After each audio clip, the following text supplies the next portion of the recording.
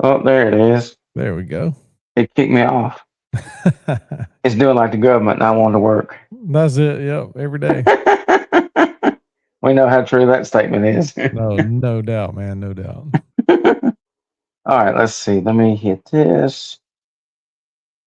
Let's see. All right. Let's see.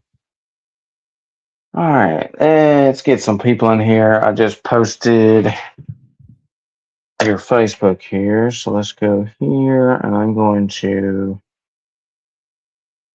highlight the Backwoods Live Facebook there. Yeah, man. And then let's do this. Let's go to, all right, let's go to the ticker there. And I'm going to edit this one. And then I'm going to hit paste. Bam. Save.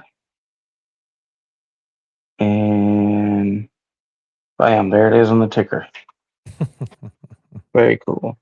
There you go. All right. Cool So how you have you ever used StreamYard before? You've done a lot of podcasts. Never have. Most time it's been Zoom or pretty much Zoom for everything we've done or live.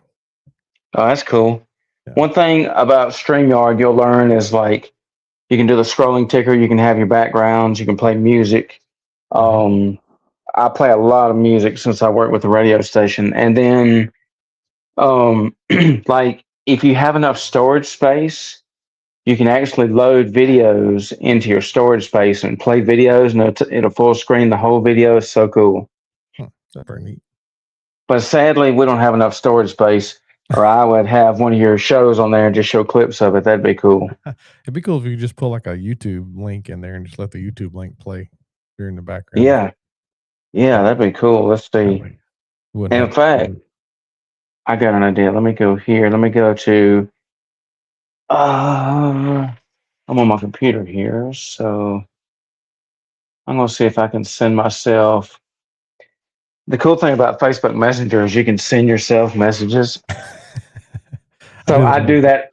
Yeah, I do that a lot, so I don't forget stuff. I send myself text messages and emails all the time. Like, hey man, here you go. Don't forget this. That's great. I'm glad I'm not the only one. No, I have to, man. If not, I'll never get anything done. I work. I have emails, and everybody fusses at me because I'm bad. I'll delete text messages, and the reason I do that is because I work off of them. So if they're higher up to the top, then they got priority to get done. So yeah, that makes sense. Let's see. All right, let me go. I just search Backwoods Live, and boom. All right, and then I'm gonna send myself Backwoods Live. Copy. Yeah, if I do this religiously on my phone. I'd be lost without that option. All right, let's see. Oh yeah, you know what? While I'm at it, let me go back to. I got the Bookface app on my computer, so I'm going to share this out to several inboxes. You got it going on over there, bro. Oh, look, busier than a one-armed trombone player. Don't even describe it. That trombone player ain't got nothing on me most of the time. I mean, you got to use both feet, right? Yeah. And look, if you ever see a guy with one arm playing the trombone, you better buy him a steak dinner because that boy is talented. And I'm going to shake his hand, or well, the good hand. High five or something. If I ever do see that, you best believe I'm going to have a video camera out and I'm recording it because I've been telling people that for years. And when I finally see it, I'm going to be like, look, see, I told you this is a thing. Well, Def Leppard had a one-armed drummer, so anything's possible. That's true. That's true. And did you ever hear the story of that? Yeah, it's been a while though. Yeah, they said he was like, I don't remember his name. He's got a powerful story, but like he was drinking and had one too many. He was in a convertible car with his girlfriend, and they said he wasn't taking the band serious and he wrecked and his hand like got ripped off or whatever in the wreck. And so they was threatening to kick him out of the band. And he was like, no, no, no. He's like, I'm going to take it serious. I promise I'll get sober. And he got sober and like, he proved to him he could do it.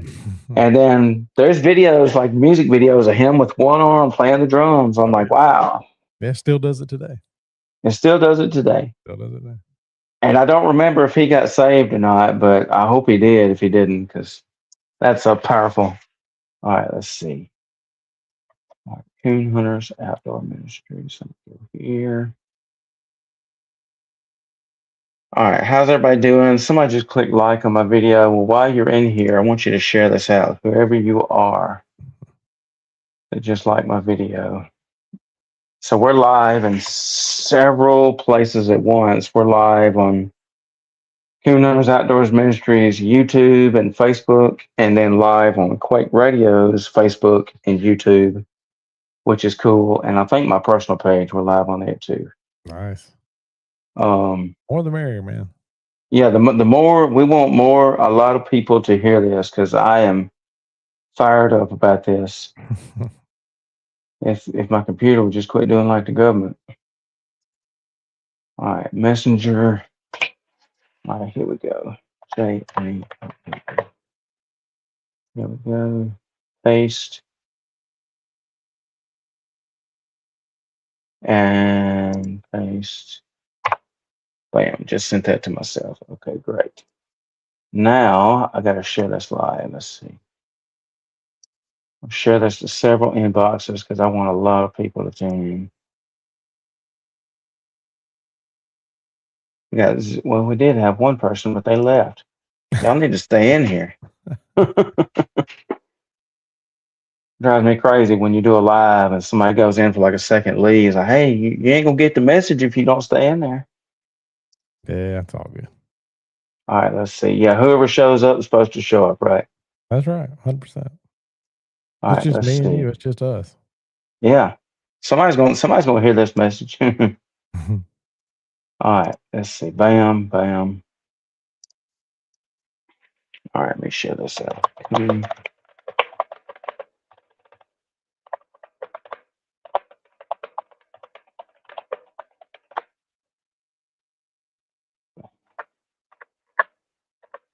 Come on, computer.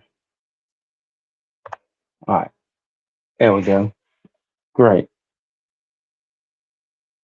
All right, I just sent this to like 7 inboxes.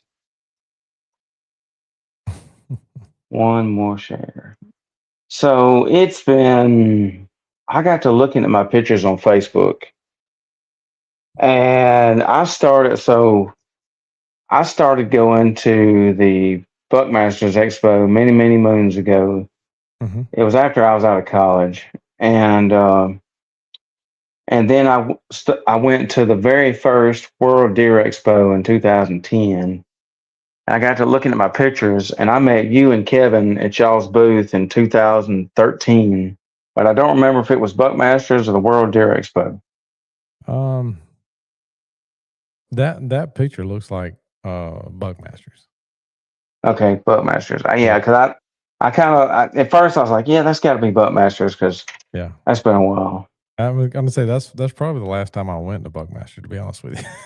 Really? Wow. We do that. I mean, it's just one of those things, we don't do a ton of shows like that anymore, just because the whole world's changed and how they do all this stuff, and I see people now, and I don't know, man. A lot is it's just I can't believe that I saw that picture too, and it was like 13 years ago now, almost. Man, that's strolling down memory lane right there. Right. Yeah, I like the Buckmasters Expo, and I think Jackie Bushman's a great guy. I've met him twice, or maybe I've met him 3 times. I like the Buckmasters because you get in free with a can of food donated to food bank. Yeah. But as far as expos go, I like the World Deer Expo the best because it's just all 3 floors, the BJCC arena, of nothing but hunting and fishing stuff on sale for 3 days. Yeah. Yeah, I hadn't been to that one in a while either. It's been a long time. It's just so far from here for us. Just run up there for a couple days is I don't know. Yeah. You just kind of pick and choose your battle, especially in the summertime, because this is our time of the year where we're getting stuff done in the woods and spending time with the family and all that before, fall gets here and kind of gets crazy. So you're in Georgia, right? Yeah. Yeah. That's what I thought. I'm south, about south as you can get. Oh, awesome. Okay, cool. See, all right. So tell everybody who you are, about your history, your TV show, Oh my whatnot. gosh. Michael Lee, we've done Backwoods Life for this is our 22nd season. And it's been pretty wild. We started back before any of the social media stuff even existed. So that's a tale in itself right there, telling on my age, but it is what it is. I can't help it. I hope I keep getting older, is all I can say. Yeah. But with that being said, man, we've adapted through the years, been on Sportsman Channel and Pursuit Channel and Outdoor Channel, still on Sportsman and Outdoor. And I don't know, man, it's changed a lot. Like we started out just videoing our hunts and having a good time, got this thing rolling. And then when social media hit, we started working hard on that side to get, social media following. We worked on YouTube, and now, we've got millions of followers, and it's kind of wild how it all transpires into what it is today, how we can reach people on so many different levels. So, being out there making good content now instead of filming quote TV shows, we're making content for everything now. Man, the world has changed, and I love watching hunting shows. Like Mhm. I watched I love the Pursuit Channel, but sadly, sometime last year, the Pursuit Channel had this thing on Dish Network saying that you needed to upgrade to the newest hopper system to get the new, because apparently the new thing was going 4K HD. I was like, okay. So we did that because our thing was outdated. We did that. Now I don't even have the Pursuit Channel. I don't know what happened to it. They dropped off of I don't know, one of them. I guess they dropped off of that one. They're on direct or dish only now. Well, I forgot which one it is. So Wow. we don't air on Pursuit Channel anymore. Nothing against Pursuit Channel, but it's Sure. better fit for us and the partners we work with is on Sportsman Outdoor Channel route. And honestly, man, we work with so many different companies when they're all got different needs from us, from content and stuff for us, and the bang for the buck, they get on social media and YouTube and TV and all in one big package. And that's kind of how we just build our audience on everybody that wants to watch wherever we can. That's awesome. So, what channels? Of course, the Outdoor Channel, I think on Dish is like 3.94 or something like that. I think so. I'm not sure, to be honest with you, man. Like I don't have satellite at all. I just stream everything now, and Oh, that's cool. I got all my different apps that I watch stuff on, and I don't even know. Heck, I mean, I know our show comes on at 10 o'clock on Tuesday nights Eastern time. That's about it. Okay, 10 o'clock Eastern time. Great. Mhm. So that was actually my next question. What time did it air? Because I want to Yeah. make sure I keep up. Because I watched it on YouTube, Yeah. and I watched the episode the other day. It was a short one. It was an 8 minute something Mhm. episode where y'all went deer hunting and killed these two monster bugs. That was cool. Yeah. I'm not sure which one. That might have been, we might have been in Texas on that one. Yes, that I believe that was Yeah, that was one of your recent ones from like two yeah. 2 or 3 weeks ago. Yep, that's right. That was one from it's been a couple years ago, because what we're doing now, since we don't have any new stuff rolling out, that we got new shows rolling out you can watch every week, Tuesday night, 10 p.m. But we can't post any of that yet online. We have to wait till Uh-huh. it airs on TV, and then so many months later. But the stuff we're rolling out now is like past seasons episodes, and I got a podcast that is coming out probably this evening. It'll roll out on YouTube. I did one of the Backwoods Life podcast, and I talk about deer hunting in the Bible and what the Bible says about hunting. So that's a pretty Oh, good one. It's about a 20-minute, just me talking about it. I kind of scripted one out for once, which I don't normally do. And then Thursday night, we've got another one rolling out from July 4th weekend. We went offshore fishing down at St. George Island. I did with some buddies of mine, and we just made a little cool little YouTube video out of that one with our DJI cameras. So it turned out really, really good. Like, that's a good one to watch if you like red snapper and grouper and stuff like that. We call something. Oh yeah, that's awesome. Yeah. And I love that you did one. And I'm going to watch it too. Did one on hunting and the Bible because like I've I've been asked like how my ministry got started, and then I just tell people, I say, well, I tell them a story of how I got into it, but then I'll say, one of the things I'll say with that story is, hey, there's a lot of lost people that coon hunt, and they need to know about Jesus too. So teach them about coon hunting and tell them about Jesus, the 1-2 punch. Right. 100%. That's what we're doing. We've actually got a hunt that we're doing at our family farm this year. It's called Backwoods Bucks and Bibles, and that's just been something I've been wanting to do for a long time, and we finally got it together. We're doing it in the end of October, and it's just a hunt where we've got 3 or 4 slots that we let people come out there and hunt with us, go sit in the stand with us. And I got my good buddy Davey Ferraro coming in there, and we're just gonna have some conversations and put some scripture and the word out there. And while we're in the deer stand and while we're sitting around camp visiting with everybody, and just give them an opportunity to open up and talk and hunt and have a good time, meet my family and my dad, and hang out with Backwoods Life, where it all started. That's awesome. I like that. I like that idea because it's a good way to get people involved in hunting, but also the ultimate goal is to lead them to Jesus. Right. 100%. Like me and my buddy Dave, we've always said, man, if we just help one person, that's all that matters. If we just get one person that, get them in them gates, man, and do whatever we can to answer the right questions. And we're not perfect, man. We're just out there having a good time and trying to, spread a positive vibe, positive message, and help people understand. It's not hard at all. Like, it's really not hard to do. You just got to walk the walk, and just ultimate surrender. That's what the key is, and that's super hard to imagine, but it's not that hard to do if you really open up and listen. Yeah, I agree with that because, like, now we need Jesus now more than ever. Mm-hmm. And I'm one of those people that like when I go. So, like my buddy Zach Sanders, I hope he sees that I'm live.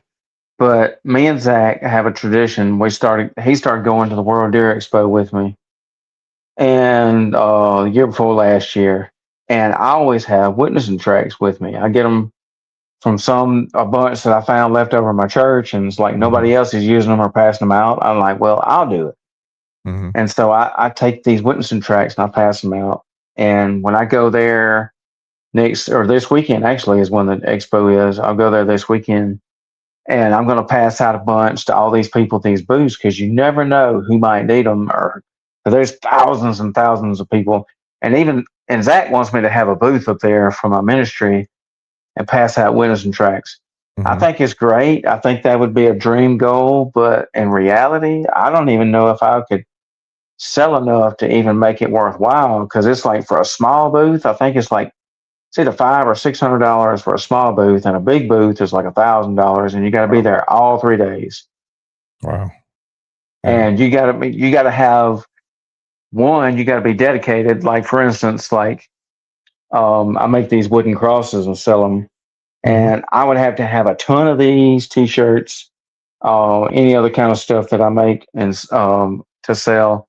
And I'd have to justify it to make sure that I made my money back because then you got to buy your hotel room, stay up there, your booth fee, and all that. It's like, wow. And some of these vendors, like, man, I don't see how they do it, but it's cool. I love going to vendors.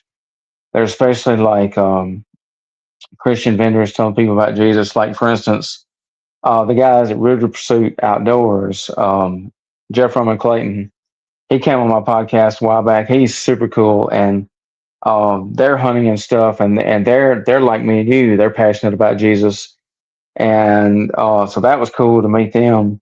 And one thing I've learned about these witnessing tracks here is so I work with Quake Radio, which stands for King Without a Crown, every day, and Jason is the owner of the station.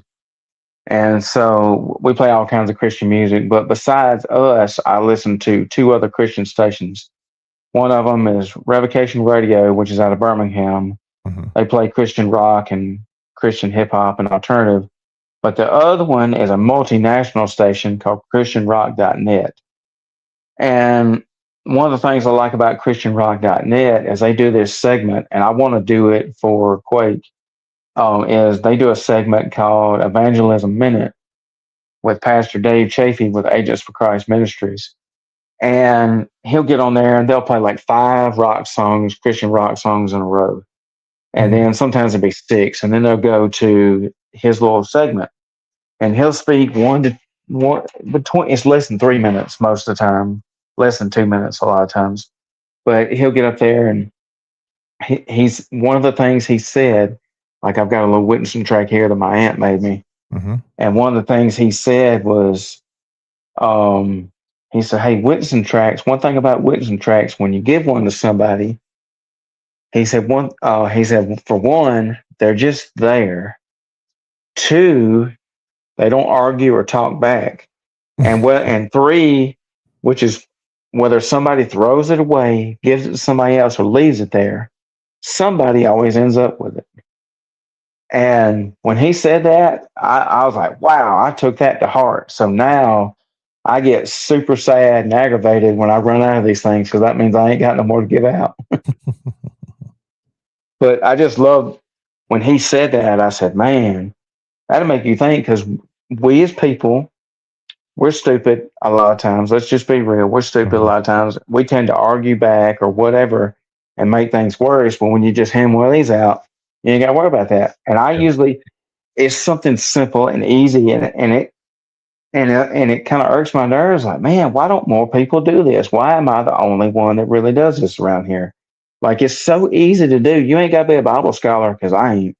I don't read mine like I'm supposed to. But I will say this: like, what I do with these things, I go up to somebody and I say, "Here you go. Here's your free gift. It'll do you some good." Most of the time, they say thank you. Mm-hmm. I have had some instances where they say no for whatever reason, but then when they get into deep question, when they'll ask, "Well, hey, what's this?" Then I'll say something like, "Well, it's got some really good information, and I think it will help you out." And read that, and bam! What up, Jeff?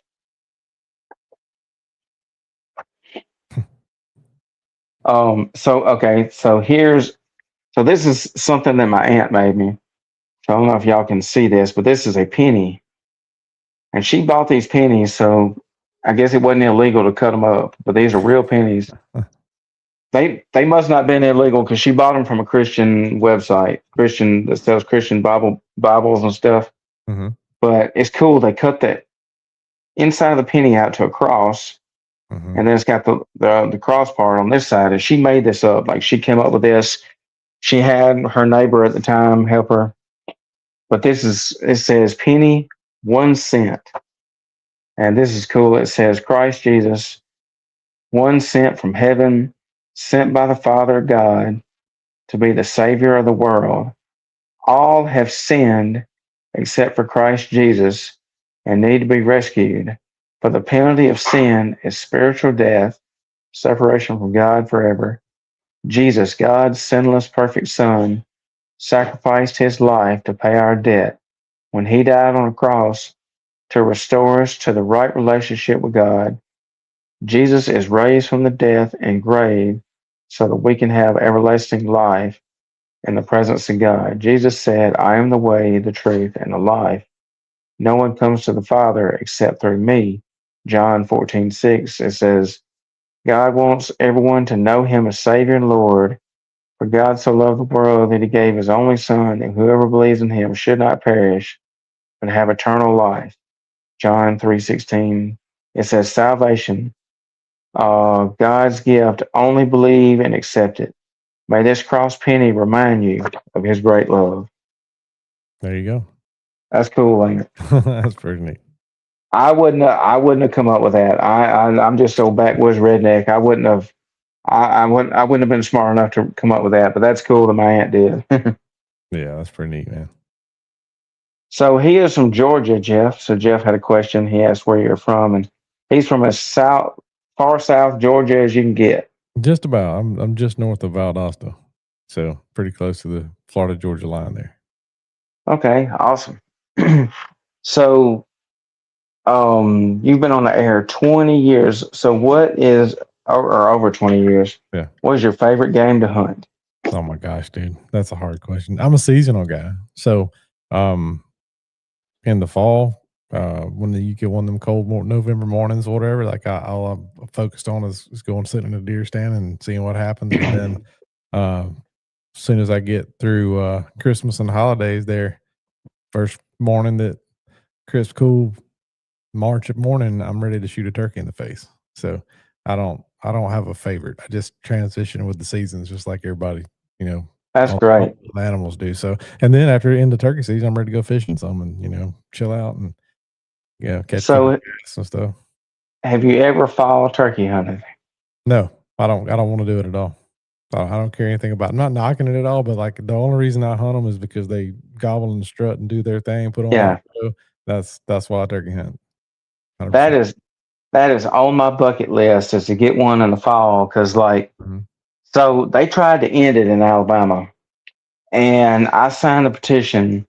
Big Daddy Lawler sadly passed away a few years ago, but he had the outdoors radio show, Getting Outdoors, Big Daddy Lawler. And there was a game warden, I can't remember his name, he's from Alabama. And the game warden put a petition up, and Big Daddy helped him promote it and share it. And they got 800 plus signatures. It ended up being a bunch of signatures Mm-hmm. on where the state of Alabama, some idiots that are high up in the hunting community, I guess, or legislature, whatever, wanted to end fall turkey hunting. And then there was all kind of people signing the petition, like from Talladega County and stuff like that. And I was like, hey, I didn't know what spring turkey hunting was when I grew up. All I knew was fall turkey season. Mm-hmm. Well, Clark County, where I live, was one of the counties that still had it, and it wasn't but 6 counties in Alabama that's got it. And so thankfully they voted to keep it, and they got so many petitions they didn't get their way, thank goodness. And so Jeff says there's only 2 seasons, hunting season and fishing season. That's right. 100%. And so I'm glad they kept it, but then these stupid lawmakers decided, oh, well, we're going to shorten your fall turkey season up. So instead of it being for a month or however long it was, it would come in for like 2 weeks, then go out, then come back in.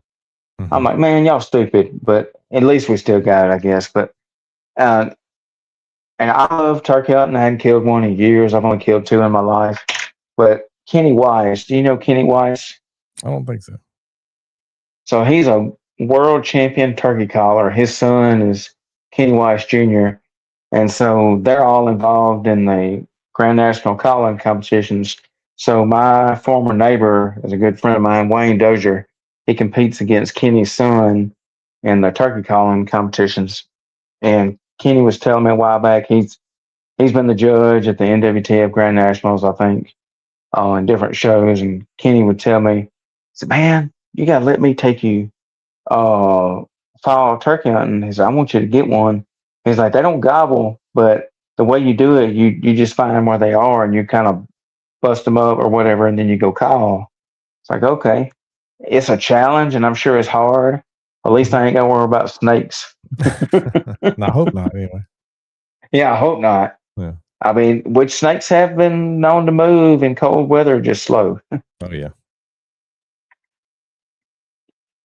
Let's see, Jeff Brooks. I told my wife it's easy to be married to me 7.5 months out of the year. 4.5 months I belong to my whitetail wife. It's like That's pretty part-time. You good. got a part-time job. That's what it is. Yeah, that's what it is. You got a part-time job. Yeah, it takes a special wife to get along with us guys that like to stay a lot in the woods a lot. Yeah. Hopefully I'll find me one. I want to find one that likes the same things I do. Because I don't, they say opposites attract. I just don't know if I could be married to one that doesn't like hunting or fishing or dirt track racing. Yeah, that's hard pass, man. I mean, mine, she loves to hunt. Like she loves a deer hunt. So that's the she likes sitting in a deer stand. And she's killed some really big deer. So it's one of those that I'm like, all right, you go do what you want to do. You go sit in whatever stand you want to, and I'll go along for the ride. And I just watch. And I don't know. We've sat together many times, and the last one we killed together, um, we're sitting in a stand, and this buck walked out. And I knew the buck. He was an older deer. He was probably 5 or 6 year old that we had on camera, and he didn't have a great rack. But I was like, all right, there's a buck walked out, and we got a bunch of does out here in this food plot. And I was like, he's a shooter if you want to shoot him. And she just looks at him. She goes, I think I'm gonna pass. And I said, well, all right, well, hand me the gun because I'm not gonna let him walk off. And so I shot him, and she was like, okay, that's fine. She was cool about it. But That's awesome. yeah, but So she's Jeff lives in Iowa. Iowa, yeah, I've hunted Iowa 3 times. Yeah. Wow, I that's bow awesome.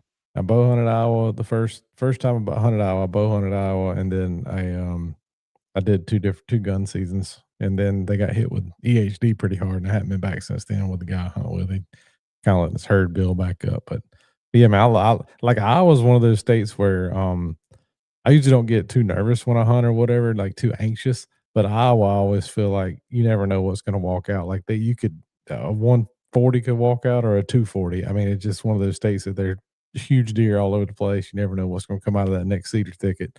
And I've had some good luck. I mean, I filled all my tags, but I ain't killed any giants by any means. But I've killed some decent ones up there.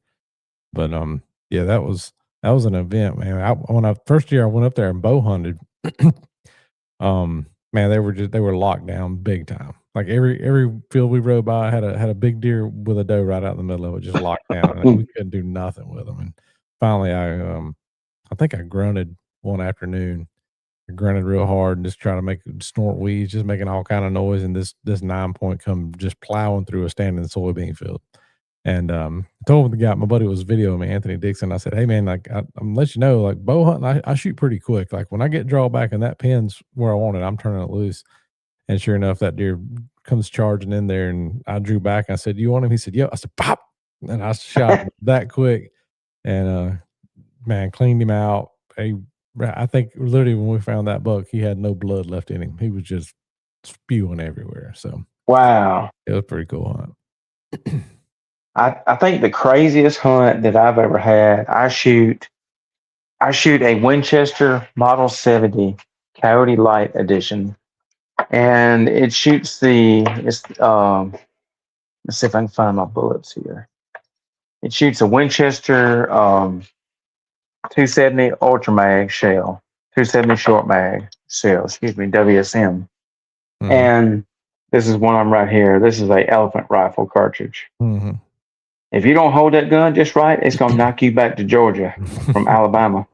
But I tell you what, whatever you shoot with this thing, it ain't going nowhere. Mhm. And me and my best friend Josh, hope he's watching. He likes to film hunts. That's one of his dreams is to film hunts. So he tried to get a TV, or actually was working with a TV show one time with that crook Wayne Burns. I don't know if you ever heard of him. I don't know if I have or not. Wayne used to have a TV show. I can't remember the name of it. He ended up being a super huge crook. Mm. Like all the big names tell you to watch out for him. But anyways, so he worked with him for a little while, and Josh got a big old camouflage camera, and he was filming me hunt. And hey, what up, Josh? That's my best friend right there. And Josh can back up this story. And so he was filming. We was in a pecan orchard full of pecan trees, and the biggest buck I've ever shot in my life. And I don't really deer hunt as much as I used to. I kind of got burned out on it, but I'll still go every now and then. But like we was up in this tree, and we was watching. So that morning we were halfway up the tree, and as soon as we were halfway up climbing that tree, that buck walks right on by us. Man. Mm. And so we was hoping, I said, well, we'll go back this afternoon and see if we see him. And so we went back that afternoon, and I won't never forget it. He's got it on video. I got to find the video somewhere. Hopefully, I got it on DVD. But he was we was watching this doe. She was so poor you could see her ribs, and I was like, man, that ain't good. Hmm. Well, here comes this buck, and so I get my gun ready, and I wish I had it handy. I'd show it to you, but anyways, I get my gun ready, and I'm safety minded, so I hit my dumb self forgot to put a shell in there, and Mhm. I had like three of them in the thing there, and this buck comes out, and Josh said, "You own him?" I said, "Yeah." Click. Mm. Oh man, I forgot to put a shell in there. So it's bolt action. So I'm racking a shell in there, and I got that little transponder on there for the video camera, and that gun's making all kind of racket, bolting that shell in there. And I'm trying to be as quiet as I can. And all that buck did when it did the click, he did his head like this, bobbed his head, and then he said, "You got it in there? You got him?" I said, "Oh yeah." I said, "We've been at some ground shrinkage." Bam! And I mean, it sounded like World War III went off, and that bullet knocked him out. And you can see it on the video. I was grinning like a possum. I started hollering, "Let's go!" and whole 9 yards. And when we get down there, I got to the deer, and these 140 grain bullets. I think it was a ballistic silver tip I was shooting at the time instead of these. These are the Hornady tip reloaded shells. But the ballistic silver tips, it blew a hole. Like I blew his backbone out. Mm. Mm. And I was so tickled that biggest buck I've ever got in my life. I don't even remember what it scored. I was just tickled to death. So I hung it up on my fence on my dog pen out here, and was gonna get it mounted. And a few weeks later, I think a coon had took it off. I was so upset. Mm. I Dang, should have tied it off. dang. But yeah, that's um. If anybody wants a fun gun to shoot, find you a 270 short mag. I got a picture on my MySpace of all places. I don't think it's on my Facebook, but I got a picture on my MySpace. I can go log in now and look at it. I remember shooting a doe one time that was running up a hill, and I was stalk hunting. And this doe run up a hill. I shot her, and these things put such a big hole in deer that I could put my fist in her. Mm. I believe it, man. There's some bad bullets out there nowadays. So what? And I was talking with when I was at the World Deer Expo last year. I was talking with the guys from Yellowhammer Ammunition, and I had never heard of them before. But I love. What up, Harry? How you doing, my friend?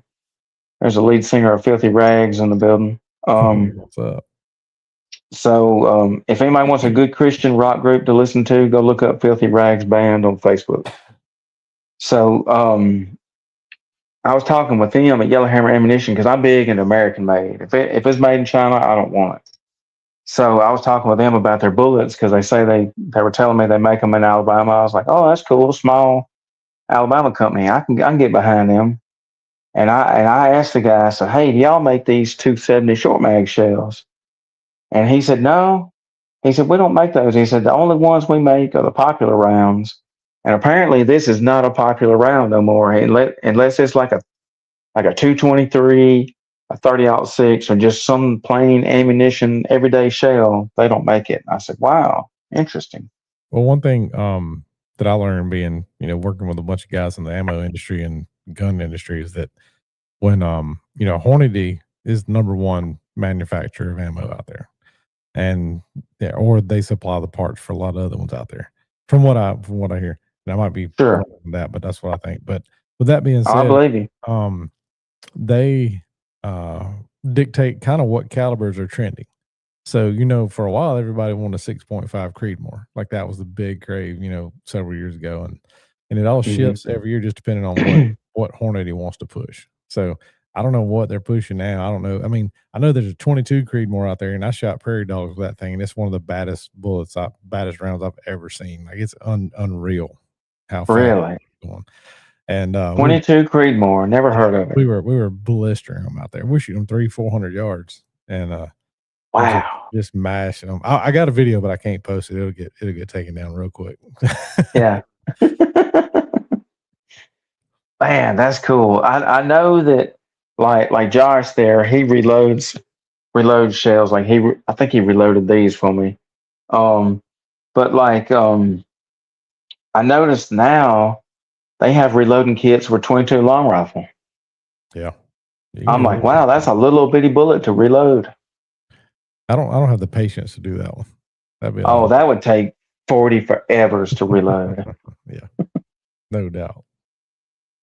So here's a yeah, Outdoor All Stars. Yeah, that was the name of it. I do remember that now. I do remember that name. Yeah. Yeah, Outdoor All Stars. If anybody's watching, I'm just gonna be real with you. Watch out for a guy named Wayne Burns. That guy was a crook.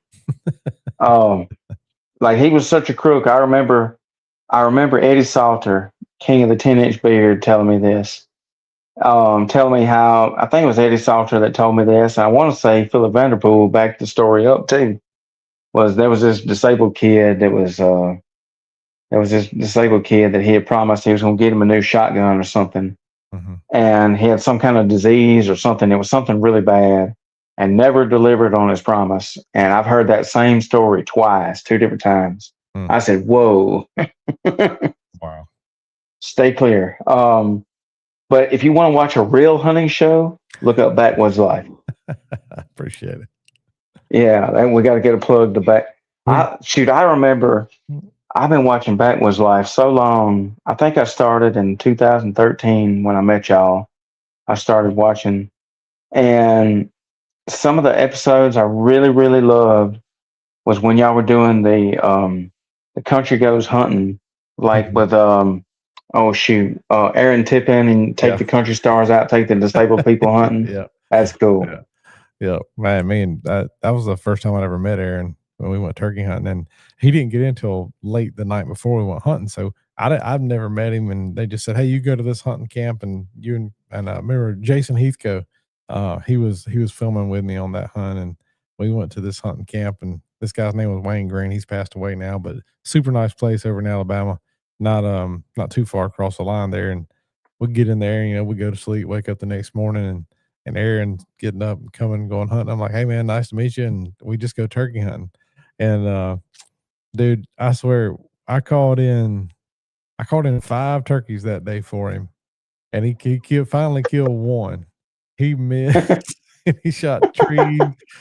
And there was everything that could go wrong. Like it was middle of the day hunt even, and we sat down on this old logging road, and there's a food plot up the top of this hill, and we sat down and everybody's kind of dozing off. I'm just sitting there calling. I'm like, man, I'm here to call a turkey and not sleep.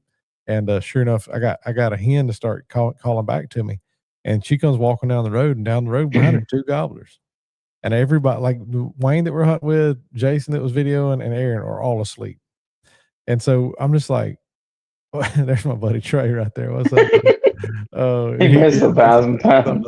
And but those birds come in, and finally I get everybody's attention as the turkeys are probably 70, 80 yards away. I'm like, "Hey, y'all wake up. Here comes turkeys." And they look up. Aaron's to my right, and I look over there, and he finally cocks his eyes over, and he sees them coming. And we're on top of this ridge, and this road goes right across top of the ridge. And the hen, when she gets out there about 20 yards, she starts dipping over the other side of the ridge.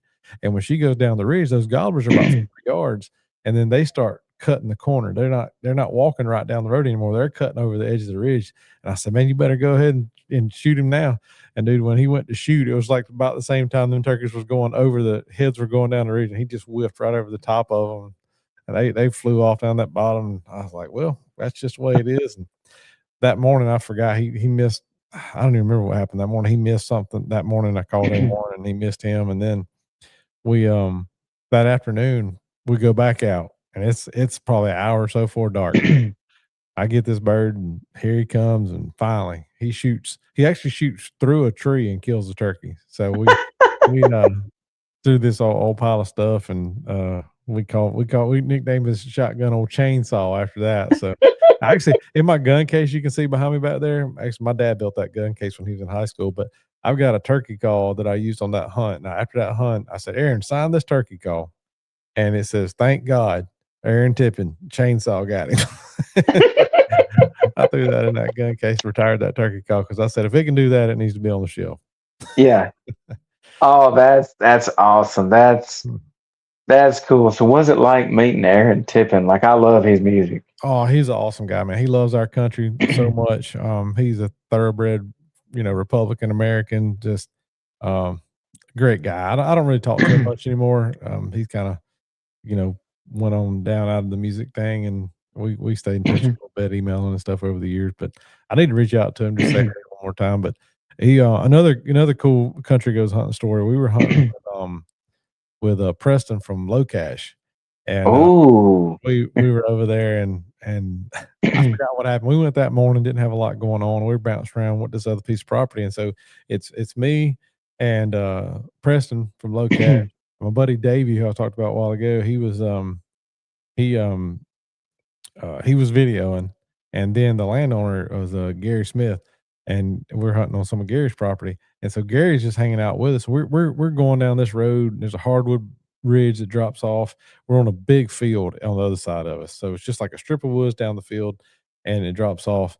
And so we're going along, and we're just walking and just running and gunning. So I sat out there and I hit the box call or mouth call, whatever it was. I don't even remember now. And man, two birds answered like, "Yow!" And I was like, okay, well, heck, they're in the game. So we stood there for a minute. I like to give them a second. I said, y'all just hold tight. I'm gonna call again. I called again. Yow! And I'm like, all right, well, sounded like they might have got a little bit closer. Let's go ahead and set up. So we sat down and we're facing down this ridge. And I don't know what's downhill from this thing at all. And so like the more I called, the more these turkeys gobbled, and they just gobbled and gobbled and gobbled. And I said, man, I got to just be quiet for a minute, and maybe they'll get a little closer, and then I can get them fired up again. And sure enough, they kept getting closer, and then just like they hit a wall. And I'm like, well, I don't know what's going on. Like they're just not coming. And Gary is sitting far enough behind us, we can't hear him. We can just see him sitting back there by a tree.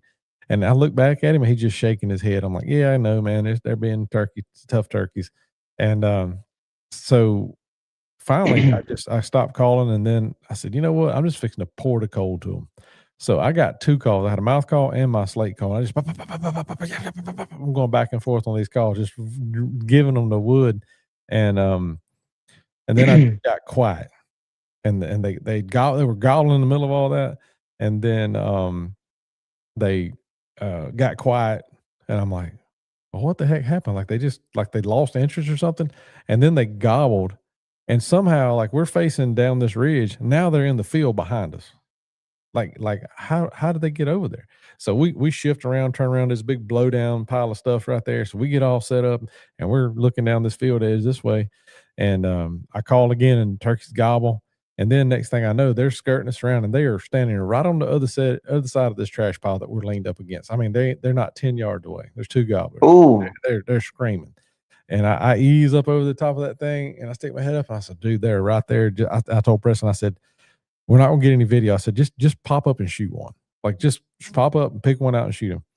And sure enough, he pops up, and they're right there. Boom, he kills one. The other one goes running off. The one that goes running off has a giant beard, by the way. Like this is a huge gobbler. And the one he killed like a 2-year-old. but the whole point of that story is, so we work them birds. They come in there and we kill one. And then Gary comes walking out of the woods to us, and he goes, I can't believe that just happened. I said, what are you talking about, Gary? They just worked around the field, come out of that bottom. He said, dude, the bottom of that hill is the Flint River, and it's a mile wide right there. Them turkeys were on the other side of the river. You called enough that they flew across the river, lit in the field, and came in behind us because that's the only way they could get there. Wow. And I was just sitting there going, I said, you're lying, dude. There's no way. And sure enough, we walked down there, and he said, look, and you could see the river. And he said, they were on that hill over there gobbling, and they flew across the daggum river. It was middle of the day, so I got them fired up at the right time. But I was like, if you'd have told me there was a river there, I'd have been like, let's go to the house and try another bird. There ain't no way I'm gonna get these jackers to do that. So that's an awesome story. And Trey says there's nothing like getting mooned by Bobby Pinson while crawling behind him, sneaking up on a gobbler. Oh yeah. So Bobby Pinson, the singer songwriter, big time in Nashville.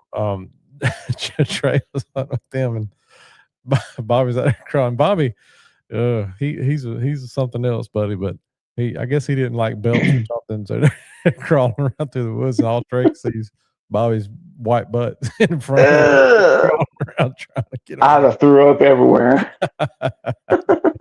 I can hear Trey's like, son, you got to pull them things up. Let's go.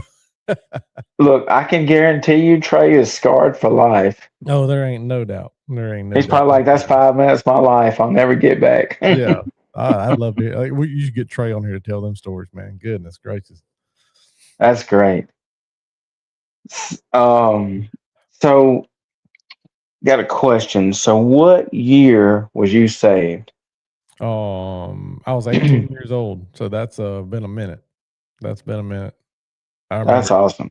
awesome. I was sitting in church. I was going through a tough time. From an 18-year-old standpoint. That's kind of where you're like, man, I don't know what this guy, um, you know, got going on, and compared to you're 18. So I mean, I guess I'm 49. So there you go. You can do the math pretty quick. 31 years ago, but I remember I was just sitting in church one Sunday morning in Cordell, Georgia, where I grew up and was raised, and I was upstairs in the balcony where we always sat, and I'm sitting there, and I'm, been struggling with, I mean, I don't even remember what it was, man. It was that insignificant, but at the time, it was a huge deal as an 18-year-old, like probably girlfriend Yeah. stuff or whatever, and I was like, you know what? It's time to walk down into the front. And so I stood up. I didn't tell nobody. I just walked straight down to the front of that church, and I talked to the preacher, Mr. John Smith. That was his preacher's name, and um, he's like, we prayed together, and he told the congregation, "Hey, y'all, Michael's with us. He's fixing to go. He wants to get baptized." And man, I remember everybody, and growing up in a small town, everybody knows everybody. But I literally remember like everybody in that church come up there and hug my neck, and said, "I'm proud of you," and all that. And a few weeks later, we went underwater and washed it away, man. Man, that is so cool, man. That's a great feeling to know when you get baptized, and it's like, man, you feel so much better when you come out of that water. And that's the thing, man. You don't really, I mean, even at a younger age like that, you understand the magnitude and what you're kind of, devoting your life, in the right direction, and you feel that weight lifted off of you. But as you get older, I mean, those weights return. I mean, just as you get older and go through life, and you know, you get beat up every day. Every day, something else is going to be thrown at you. But you just got to work through those hard times. You got to have hard conversations, and you're still going to fall short. And you just got to remember that I'm not on this path for what I want to do. Is for what He wants me to do. And that's kind of full circle with the Backwoods life now. I mean, I sit here every day just figuring out how ways I can give back instead of, it's not about me. It's never been about me. I've never been one that's like, oh my gosh, I can't wait to see myself on TV. I just like to have fun and go hunting, and I like to see the finished product. And my goal has always been, I want guys like you and everybody else out there to watch what we do for 20, 30 minutes or whatever and go, man, that was awesome. I felt like I was there. I got away from my worries of the day just to enjoy the outdoors for a little while and kind of get you revitalized and say, hey, you know what? I'm gonna go hunting next week. That's awesome. And hunting, like one of the things I tell people about coon hunting, because I go coon hunting. I go coon hunting every Thursday and every Friday. Sometimes we go on Saturdays. Not right now because the sneaky snakes are out there, but yeah, them little evil devils. But like I tell people, say, well, I take people coon hunting because you don't have to be quiet like you do in deer and turkey hunting, because you ain't gonna scare a coon off. The dog may run him off, but like you ain't gonna. And then you can take several people hunting with you, and you can fellowship, have a good time, and tell people about the Bible, whatever. It's great, great time. Mhm. And I love that outdoors. It's kind of like sitting in a duck blind. You can sit there and talk a lot because the ducks, they're either going to be there or they're not. And you're going to have That's breaks right. like that. And same thing, like, and I've been, doing this for so long now, and I don't even like to sit in a deer stand by myself anymore. Like I feel like something's missing if I don't have somebody with me. Yeah. Camera guys or whatever buddies videoing and stuff like that for so long. Now I go, I'm just like, hey man, who's going this afternoon? Even if I don't even have a tag, I just want to go sit with somebody. Just like, hey, I'll just go sit with you. I just want to hang out, and visit. And, you know, Awesome. just I'm not going to go get up and get in a lock on stand in 20 degrees for somebody just to hang out. But if it's a good old afternoon hunt or something, like, Yeah. Hey, Jessica.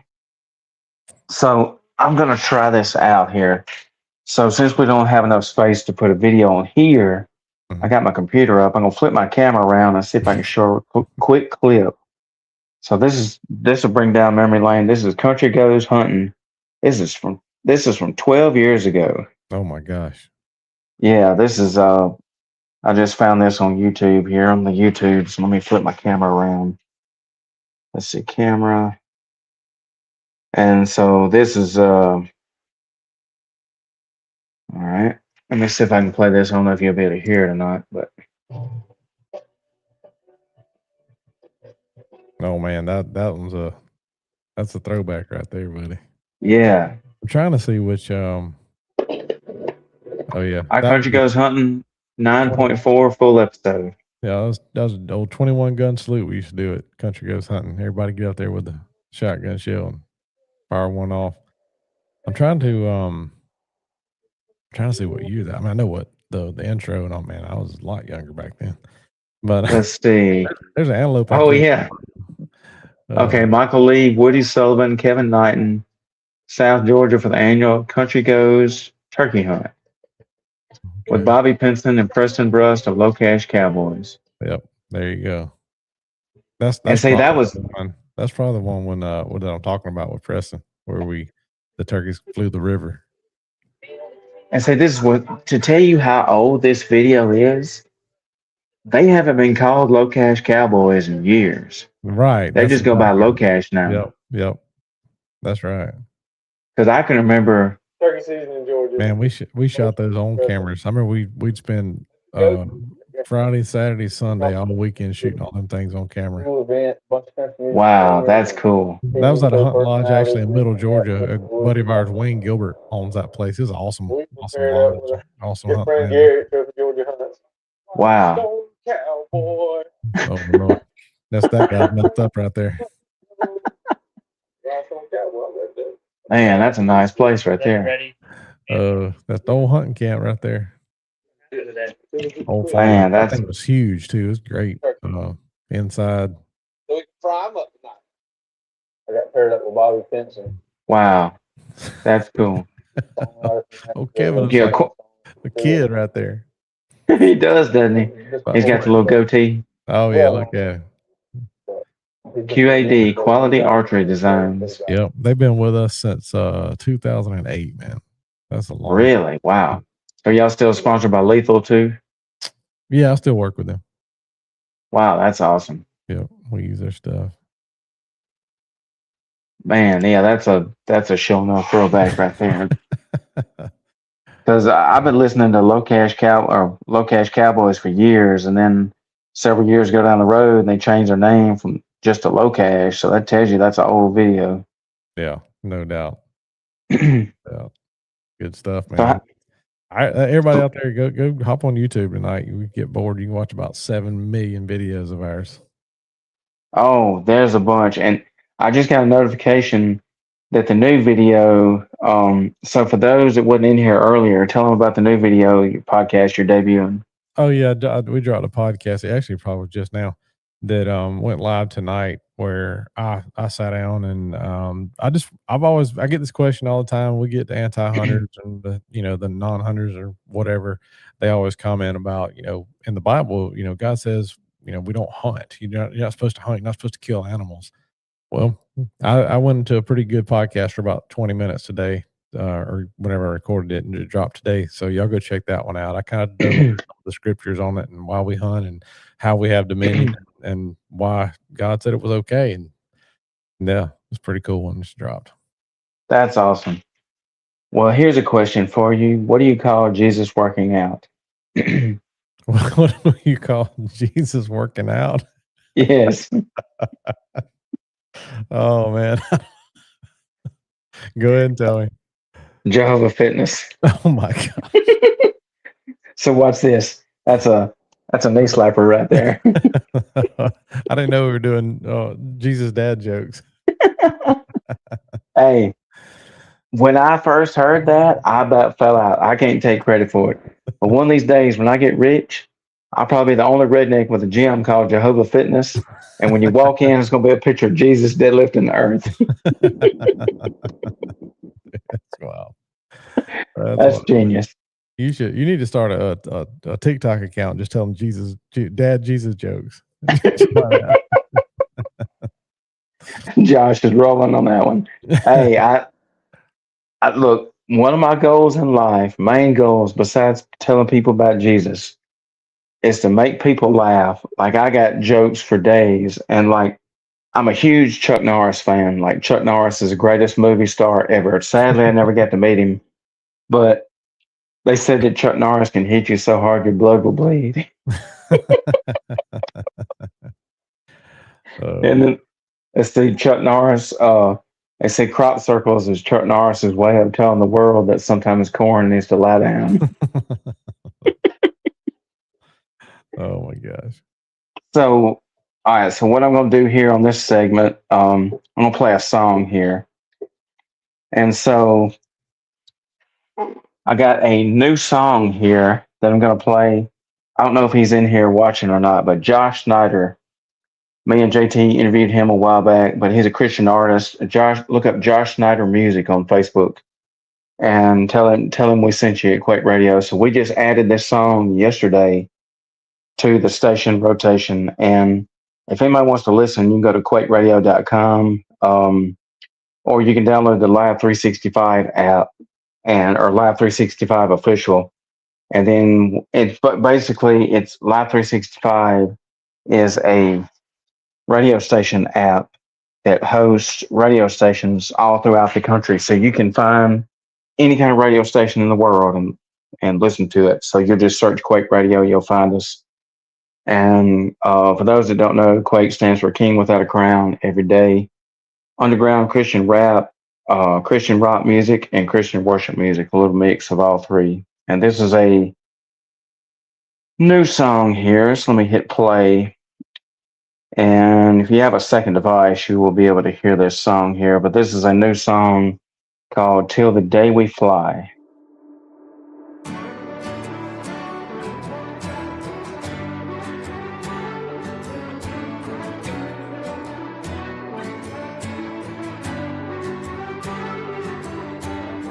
Remember when we were just kids and never thought we would grow older, building tree forts, no girls allowed, and playing like cops and soldiers. Then the teen years hit like a train, battle raging inside my brain. Why would I keep going? This is so insane. Then you walked in and your trace I came. 'Cause dudes like me find girls like you, and we barely make it. We rarely make it. People like we when we were too young, dumb and foolish, young, dumb and stupid. God can take the broken things, deep mistakes turn into rings. It's you and me, baby, my ride or die. No one will replace you, no, until the day we fly. Fast forward a few years and we will wonder where the time go. I don't wanna live my life in fear over all that I don't know. I know you'll change, girl, and I'll change too. When God is our rock, we'll stuck like glue. In the valleys or up on the peaks, you, me, and Jesus make a real good team. 'Cause dudes like me find girls like you, and we barely make it. We rarely make it. People like we when we were too young, dumb and foolish, young, dumb and stupid. God can take the broken things, deep mistakes turn into rings. It's you and me, baby, my ride or die. No one will replace you, no, until the day we fly. Like an eagle to the sky in the twinkle of an eye, or in the final of my time, I pray heaven come on down. Then I take a look around and I listen to the sound. I can clearly see it now. Our love for our kids, our family and our friends, the mountains and the trees and the buzzing of those bees, the seasons, the clouds and the rain that's pouring down. I glance into your eyes and I can see God's love abound. Yeah. 'Cause dudes like me find girls like you, and we barely make it. We rarely make it. People like we when we were too young, dumb and foolish, young, dumb and stupid. God can take the broken things, deep mistakes turn into rings. It's you and me, baby, my ride or die. No one will replace you, no, until the day we fly. No one will replace you,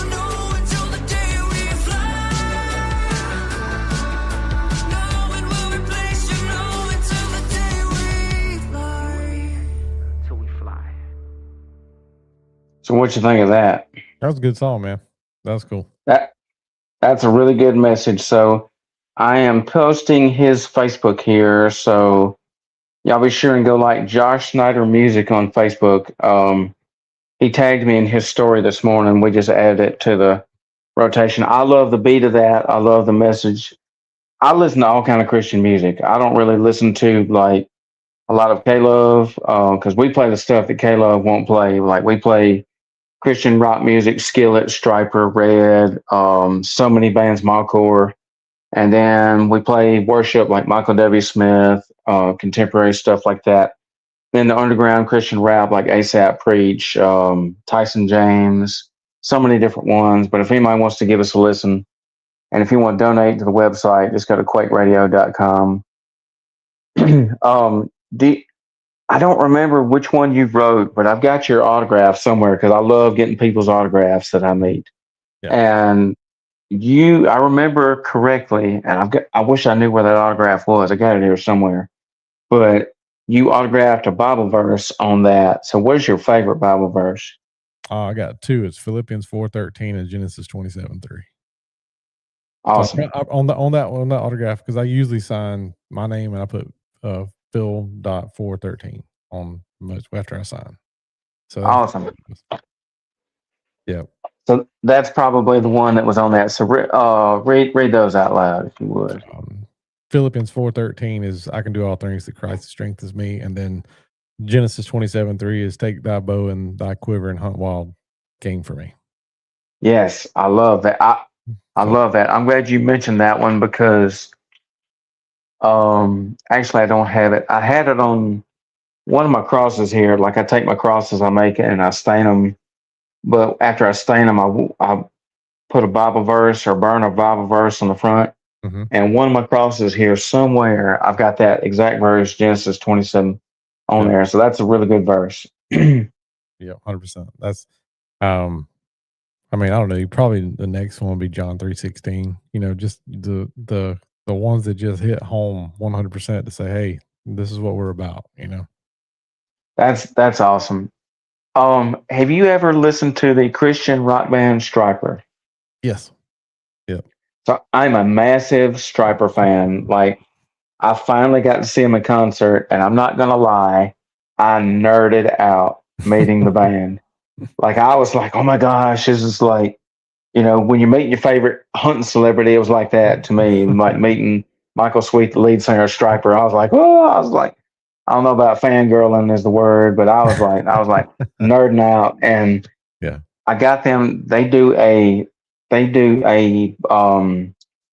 you join their, of course, I haven't joined their Patreon page, but if you join their Patreon page, and if you join their fan club, they do Bible studies with their fans. If you join that, whatever it is a month, I forgot what it is, and they have a devotional book that I have, and the devotional book takes a lot of their songs, and it explains what the song is about, and then and it relates it to the Bible and stuff, and it's really cool. So I took that devotional book and I got each one of them to autograph it.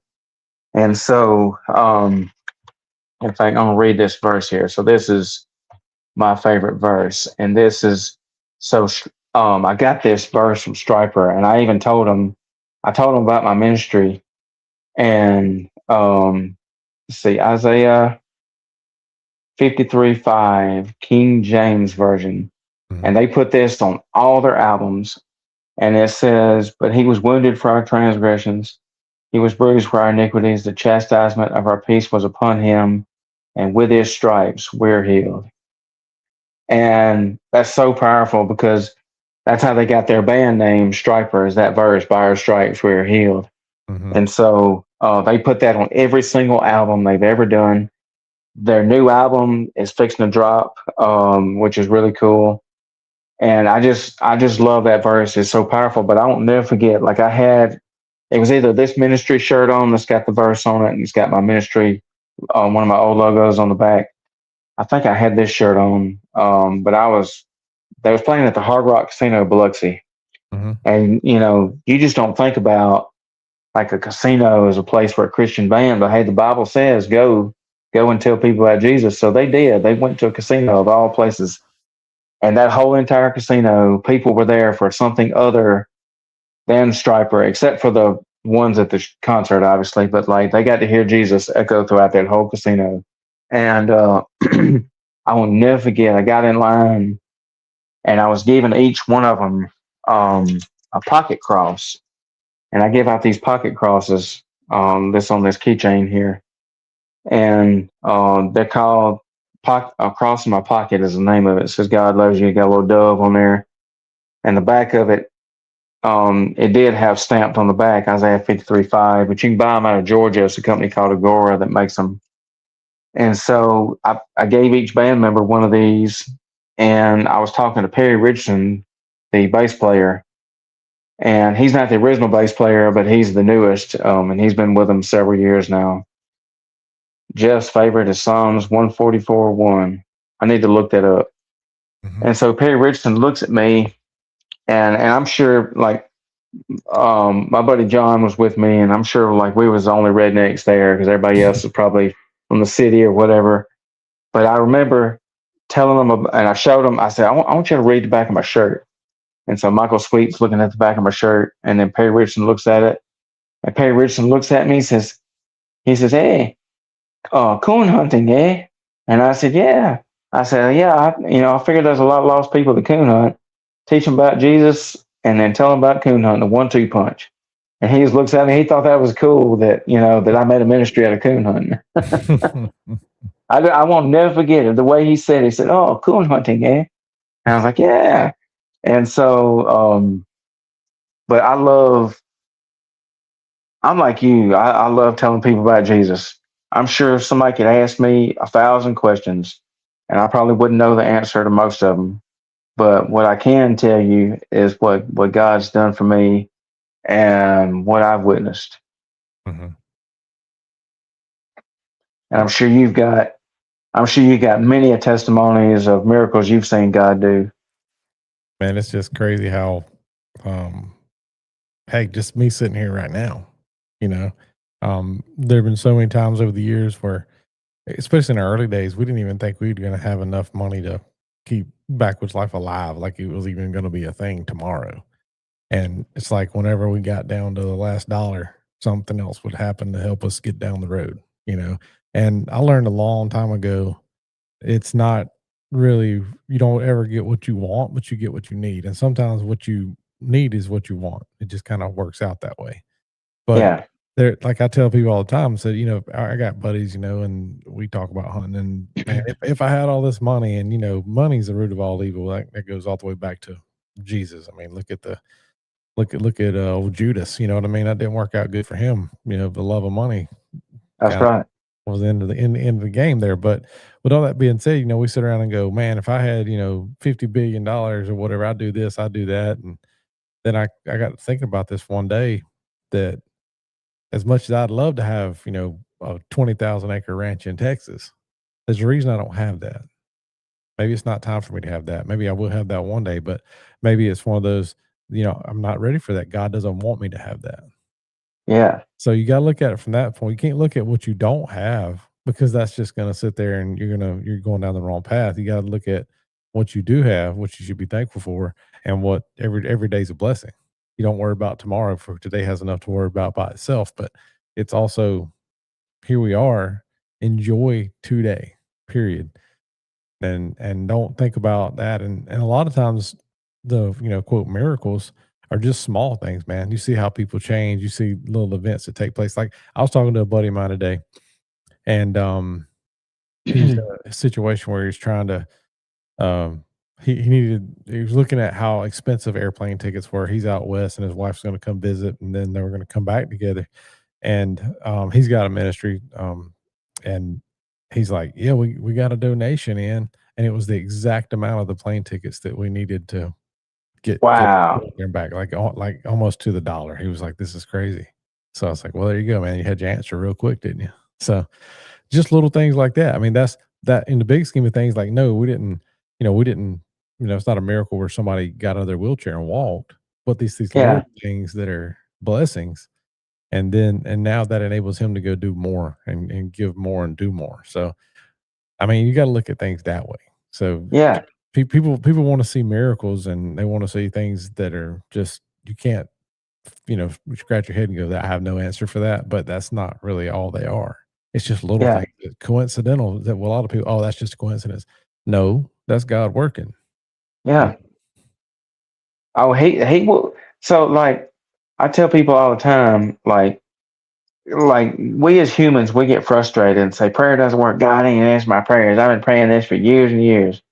I said, well, maybe you're going about it the wrong way. Like, for one, God says, or the Bible says, you got to pray specifically when you pray for something. You can't just say, well, Lord, I want a new job. Well, then he gives you a job and it's like 10 times worse than the one you got now. It's like, well, and it's like, well, I gave you a job. You got to be specific. I want this job. I want to do this. I want to do that. Mm-hmm. And then he'll bless you because, like, you got to be specific. And then you got to also, like, you got to believe that prayer works. And so, like, for instance,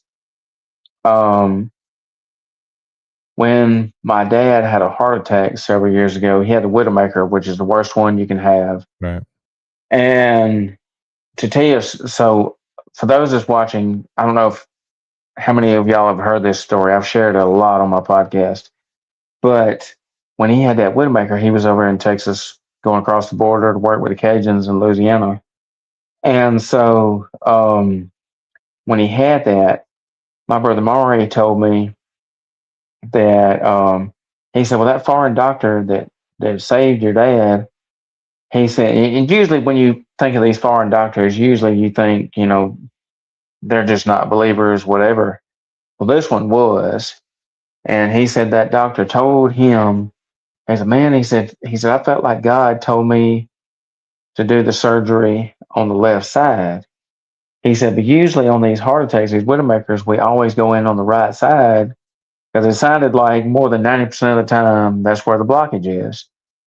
Well, he went in on the left side and that's where it was. They found it. And turns out my dad's right artery was born on his left side and his left artery was born on his right side.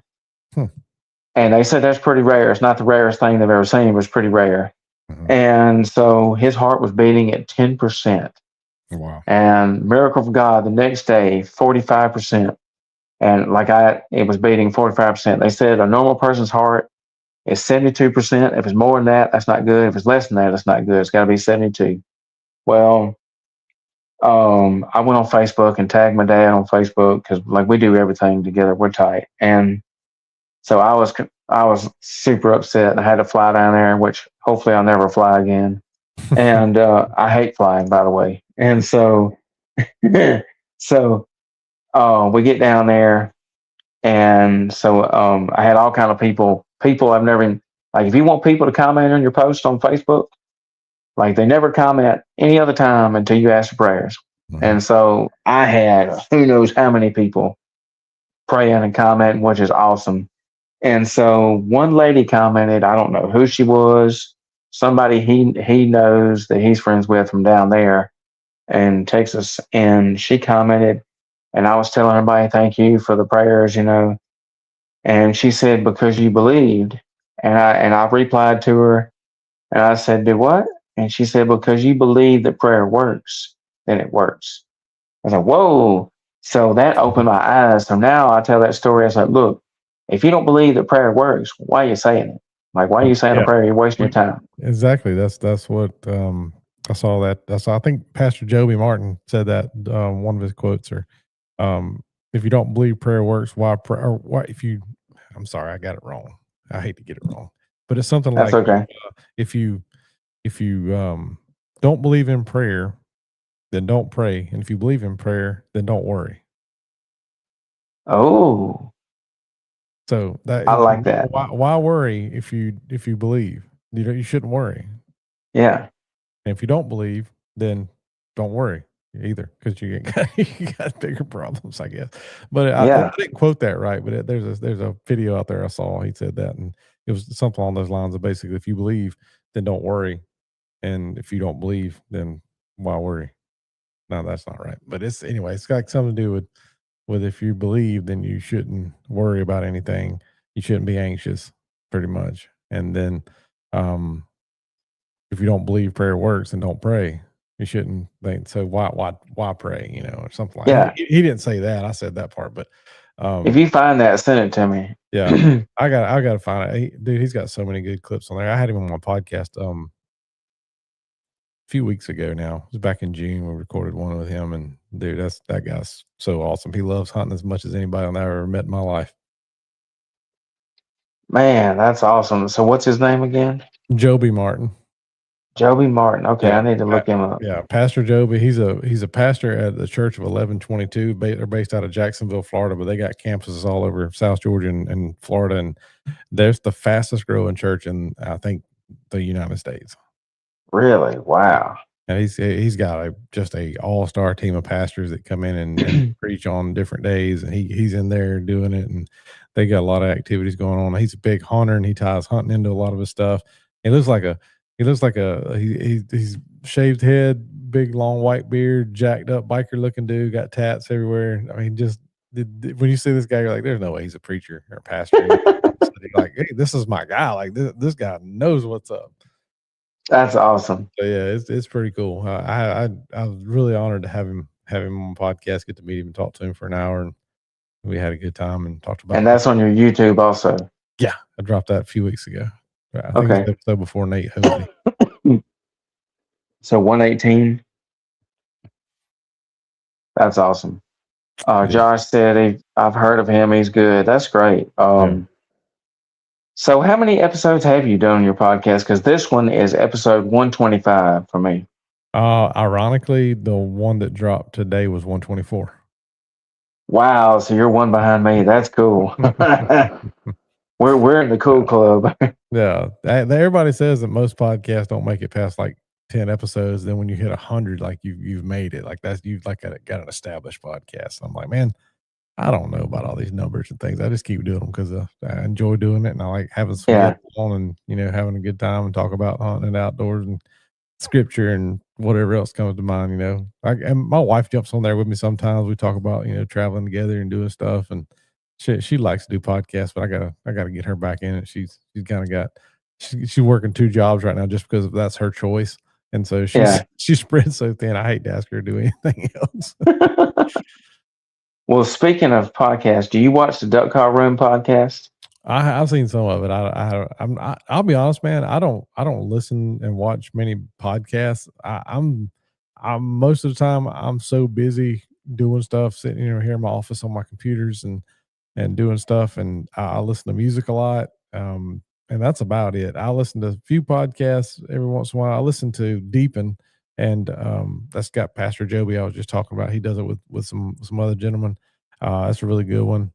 And it's kind of the same. It's a podcast basically similar to the sermons that they do on Sundays. So if you miss Sunday, you can listen to the podcast, or if you listen to the sermon and listen to the podcast, it kind of reinforces everything they talk about. So it's pretty cool to hear that and get kind of any missing parts that you miss. You kind of get a second chance to pick it up, and that's one I listen to a good little bit.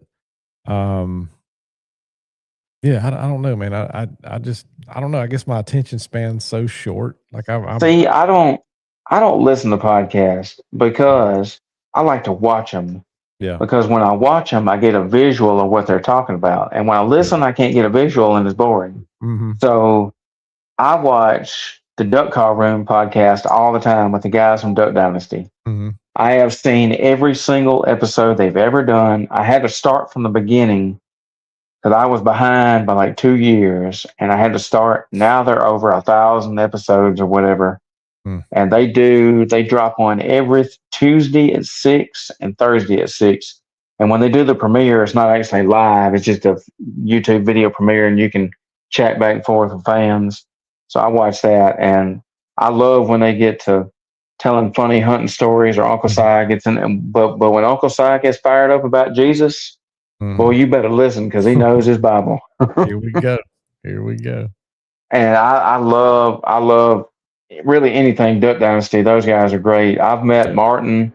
I met him last year at the World Deer Expo, and then I met Willie in 2010, but that was back before Duck Dynasty even started. He was doing a Buck Commander booth, and I met him.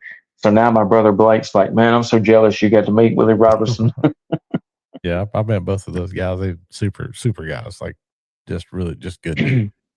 And Willie, like he comes on the podcast every now and then. He goes on Unashamed a lot more.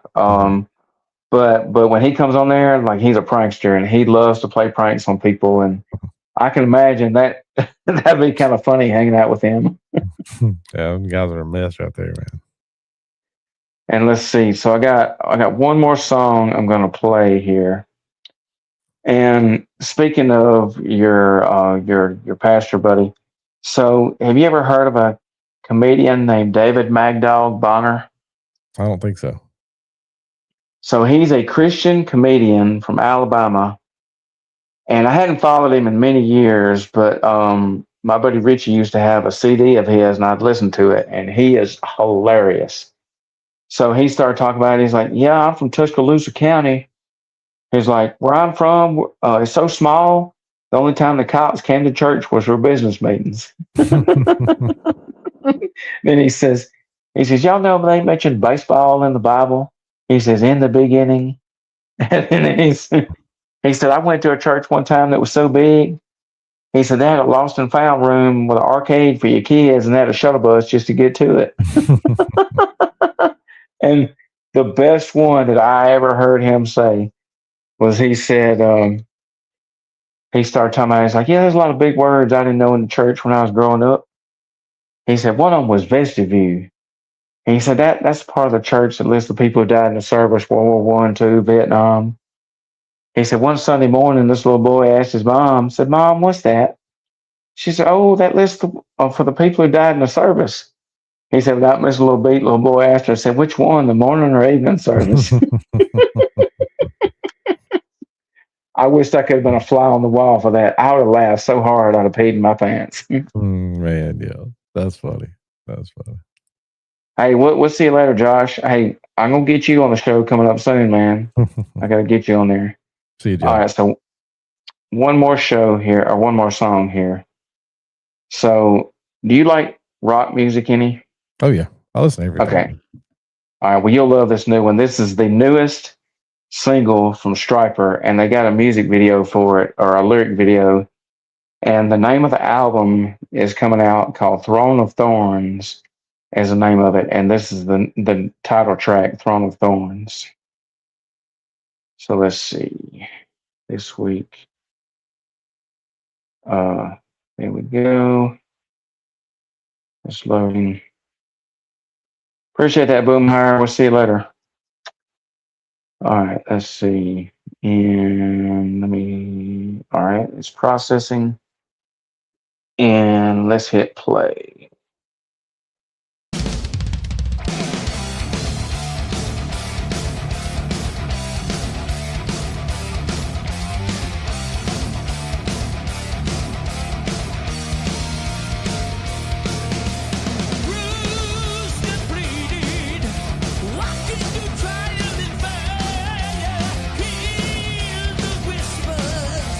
Deep as the size,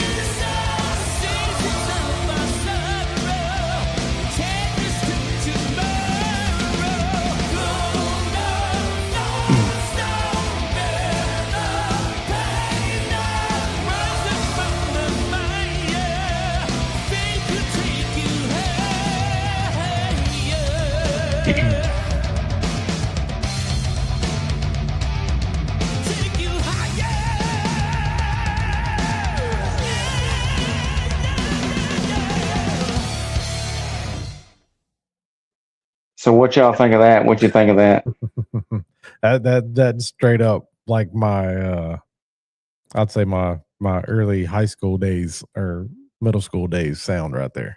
Yeah, that's a brand new song that just dropped maybe 2 weeks ago, and I downloaded it immediately. They got a video on their YouTube. They sound just as good. So they've been doing music since 1978. Oh They wow. started out as a band called Rock's Regime, and of all bands, Metallica opened for them. So that tells you now Metallica's this multi-million-dollar band, and Stryper's below them. But Stryper came out in, I think, 83 was when their first album dropped. Mhm. And people told them they had a song called To Hell with the Devil, and that was the name of the album and title track. And people said, oh, no, that's horrible. We don't need that. That's not Christian. That's not this. Well, God proved them wrong, and they went platinum, their very first album, with that song. Jeff says, I want to hunt rats at Chuck E. Cheese. Or monkeys. Either one. Yeah. So look, me and Jeff's got this little inside joke. So one day, Jeff was, me and Jeff were live, and I said something like, I said something funny. I just said something silly. I said, oh, so we're going to Chuck E. Cheese to celebrate. So now, ever since then, we back and forth about going to Chuck E. Cheese, and so one of these days we're actually going to go there. We're going to film a video there. I told Jeff the other day. I said, "Yeah, you're going to be going to Chuck E. Cheese, throwing skee ball, yelling Jesus, like all those people on Chuck E. Cheese." Be like, "What?" It's like, "Look, y'all need to hear about Jesus too." Yeah, no doubt. Well, look, I appreciate you coming on the show. Is there anybody you want to shout out?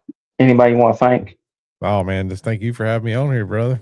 Good to see you again. It's been a minute, and Yes, I've thoroughly enjoyed this. This is great. If somebody didn't get Jesus in this podcast, they wouldn't listen.